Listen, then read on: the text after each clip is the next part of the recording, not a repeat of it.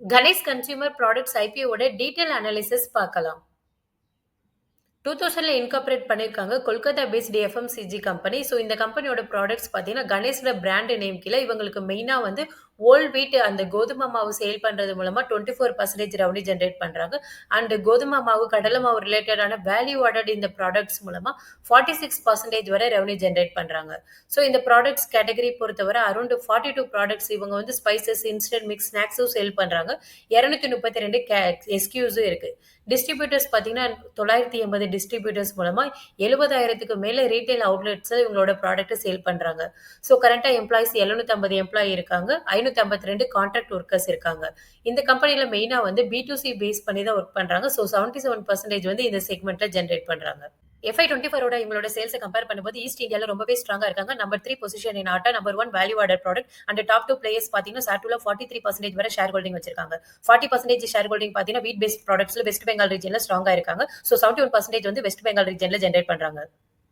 Facility 7 facility இருக்கு. So இதுல பாத்தீங்கன்னா சாட் பீஸ் அண்ட் ரீப்ராசஸிங் பாத்தீங்கன்னா 118%, 126% வரை யூட்டிலைசேஷன் ரீச் ஆயிருச்சு. ஸோ நியூ ஃபெசிலிட்டி வந்து ஓபன் பண்ண போறாங்க. இதோட காஸ்ட் வந்து 50 கோடி, 96 டன்ஸ் பெர் டே இதோட கெபாசிட்டி. ஸோ இதுக்கு பாத்தீங்கன்னா 45 crore பாத்தீங்கன்னா இந்த ஐபிஓ ப்ரொசீட்ஸ் மூலமா இன்வெஸ்ட் பண்ணலாம்னு இருக்காங்க. ஸோ இது பாத்தீங்கன்னா FY27ல வந்து கம்ப்ளீட் ஆகும்னு எக்ஸ்பெக்ட் பண்ணுறோம். ஃபினான்ஷியல் பாத்தீங்கன்னா இவங்களோட ரெவன்யூ இயர் ஆன் இயர் 12%ல மெயின்டைன் பண்ணி வராங்க. அண்ட் பேட் மார்ஜின் பாத்தீங்கன்னா 4%ல இருக்கு.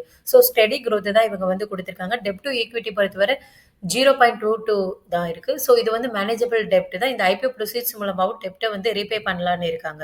ஸோ கரண்டா பிஇ பார்த்தீங்கன்னா 36x இருக்கு.